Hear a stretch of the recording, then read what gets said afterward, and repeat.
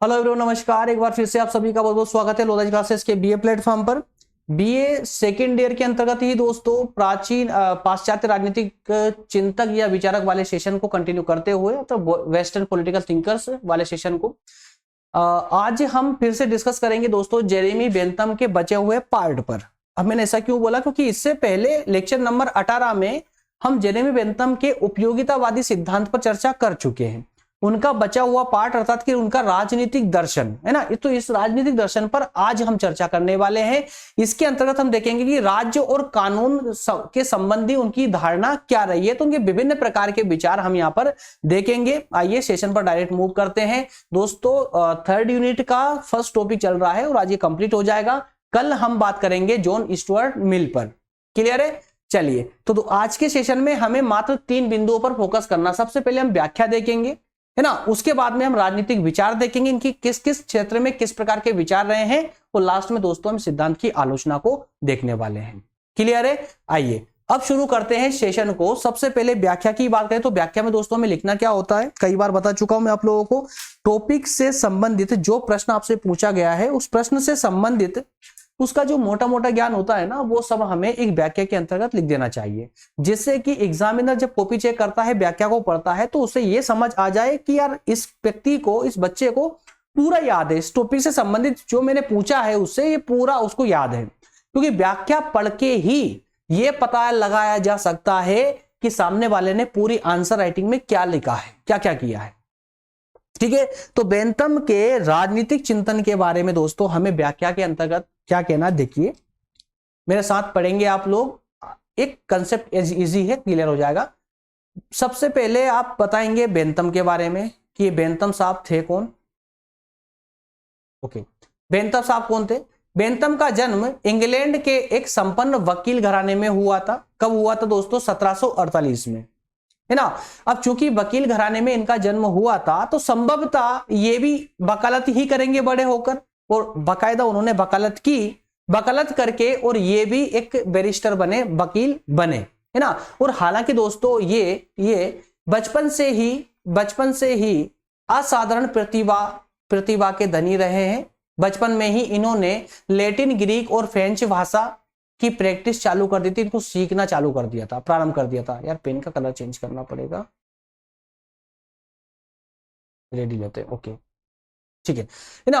तो इन्होंने बचपन से ही कुछ भाषाओं का ज्ञान प्राप्त करना प्रारंभ कर दिया था। आगे चल करके इन्होंने बैरिस्टर की पढ़ाई की, वकालत की, और वकालत की पढ़ाई की, और उसके बाद ये वकालत करना भी इन्होंने प्रारंभ कर दिया। लेकिन वकालत इन्होंने कुछ ही समय की, और उसी समय में दोस्तों इन्होंने इंग्लैंड के उस समय की जो व्यवस्थाएं थी, सरकारी व्यवस्थाएं थी, राजनीतिक व्यवस्थाएं, जैसे कि जेल व्यवस्था, जैसे कि जेल की व्यवस्था,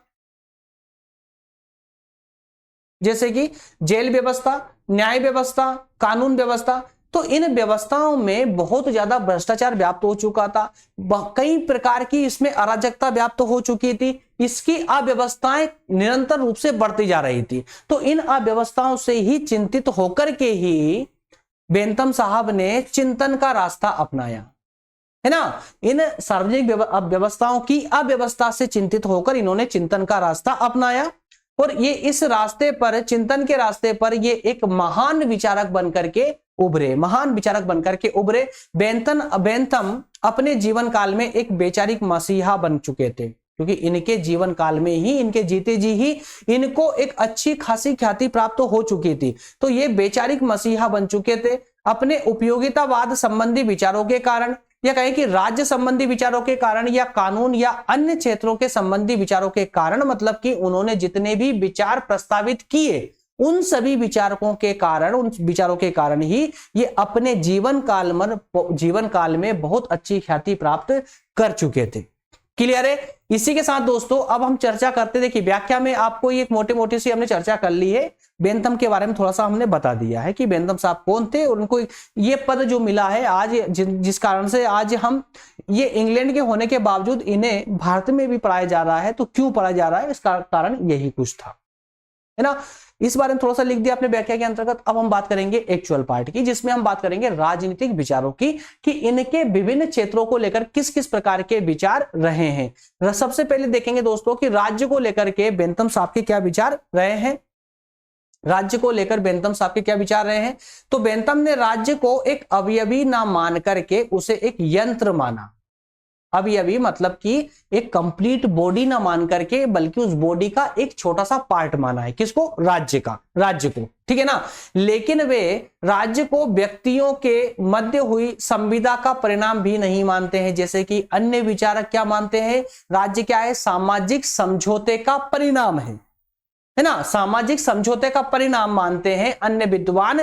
तो लेकिन यहां पर बेंथम साहब स्पष्ट नकारते हैं कि यह किसी सामाजिक समझौते का ना तो परिणाम है और ना ही देवी सिद्धांत का परिणाम है, बल्कि ये व्यक्तियों के अधिकतम सुख के लिए उत्पन्न हुआ ये एक राज्य है ना। तो उनके अनुसार राज्य का अस्तित्व का जो आधार है वो केवल यही है कि अधिकतम व्यक्तियों के अधिकतम सुख की साधना हो ना। और इसी दृष्टि से एक राज्य का उत्पादन या राज्य की उत्पत्ति हुई है। यही कारण है कि लोग इसके आदेशों का पालन करते हैं। क्यों करते हैं लोग इसके आदेशों का पालन? लोग राज्य के आदेशों का पालन क्यों करते हैं? उसका रीजन है कि राज्य के माध्यम से प्रत्येक व्यक्ति को एक सुख की प्राप्ति होती है, उसकी संतुष्टि प्राप्त होती है ना।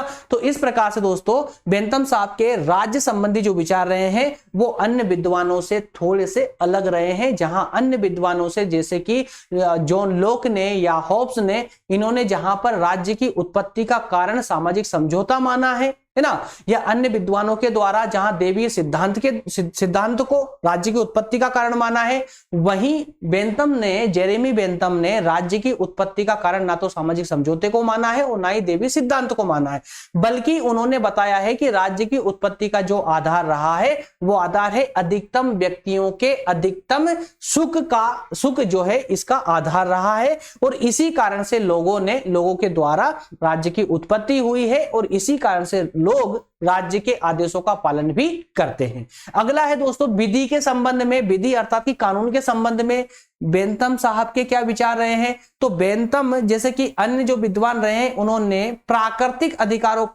विधि की बात की थी, प्राकृतिक विधि की, है ना।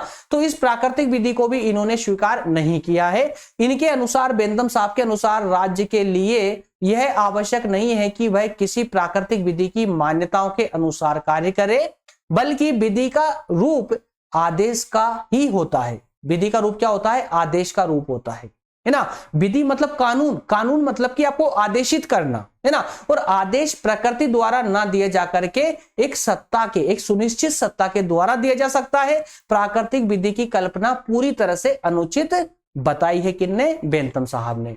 अगला है दोस्तों, अगले जो विचार की हम बात करेंगे वो करेंगे संप्रभुता की। तो जिस प्रकार से अभी हमने विधि को लेकर के चर्चा की है कि विधि का निर्माण कौन करता है? एक सत्ता के द्वारा होता है। विधि का निर्माण अर्थात कानून का निर्माण सत्ता के द्वारा होता है, ना कि प्रकृति के द्वारा। ये बेंथम साहब के विचार है ना।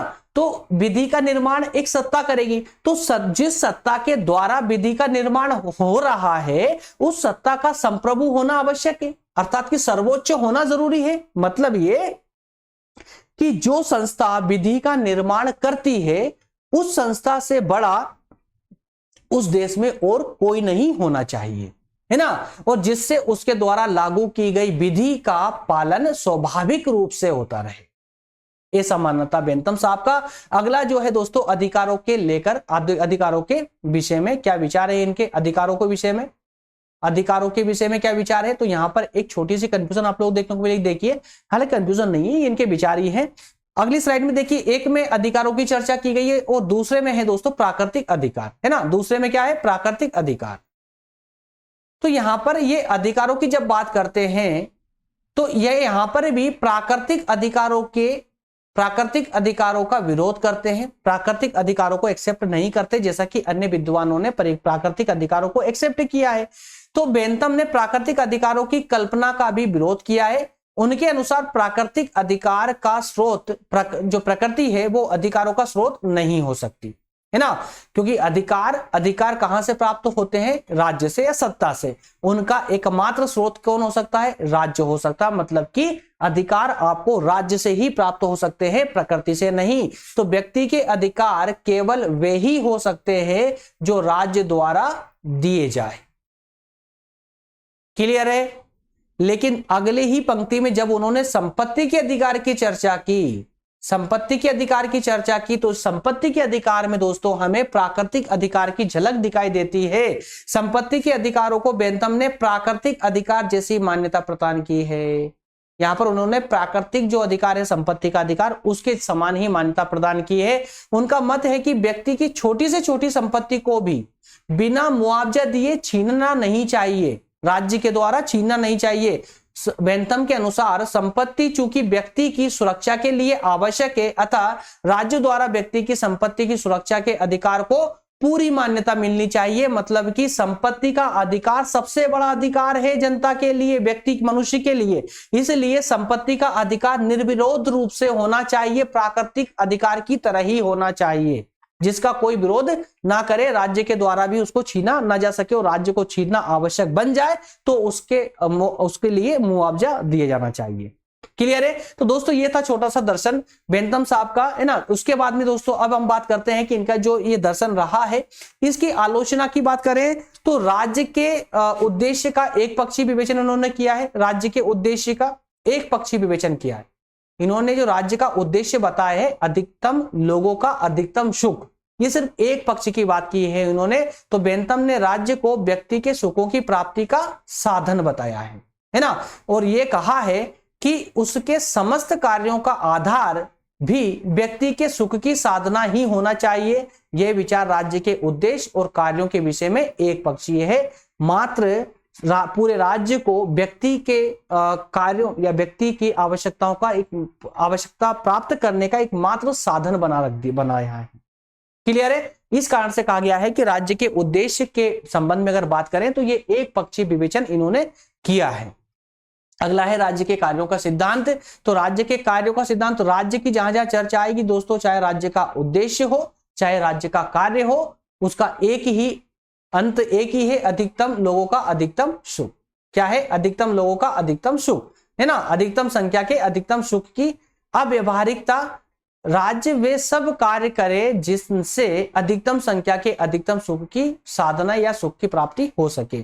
बेंथम के अनुसार यह राज्य के कार्यों का सिद्धांत होना चाहिए, पर व्यवहार में इस सिद्धांत के अनुसार कार्य करना संभव नहीं है। एक आलोचना ये हो जाती है।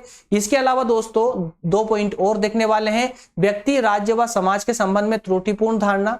तो बेंथम साहब ने व्यक्ति के संबंध में, राज्य और समाज के संबंध में त्रुटिपूर्ण धारणा व्यक्त की है। बेंथम ने उपयोगितावादी विचारधारा के प्रतिपादन में समाज का एक ऐसा चित्र प्रस्तुत किया है जिसमें व्यक्ति समाज के अन्य व्यक्तियों से अलग अपने सुख की प्राप्ति के लिए प्रयत्नशील प्रतीत होता है। यह दृष्टिकोण भी सही नहीं है। इसके अलावा अधिकारों की मान्यता में विरोधाभास, अधिकारों की मान्यता में विरोधाभास, जैसा भी हमने देखा था कि बेंथम एक तरफ अधिकारों के प्राकृतिक स्वरूप को नकारते हैं, दूसरी तरफ जब संपत्ति के अधिकार की बात आती है तो वहां पर वो प्राकृतिक अधिकार जैसे ही मान्यता रख देते हैं, है ना। इस प्रकार से कह सकते हैं कि इनके अधिकारों में आपस में ही विरोधाभास है। तो आलोचना, हालांकि इन आलोचनाओं में कोई विशेष दम नहीं है, ज्यादा विशेष दम नहीं है, लेकिन अगर आपसे एग्जाम में पूछ लिया गया दोस्तों तो फिर थोड़ा सा मुश्किल हो जाएगा, है ना। इसलिए कृपया करके इन 4 पॉइंट मैंने आपको दिए हैं आलोचनाओं को, इनको जरूर पढ़ करके जाइएगा।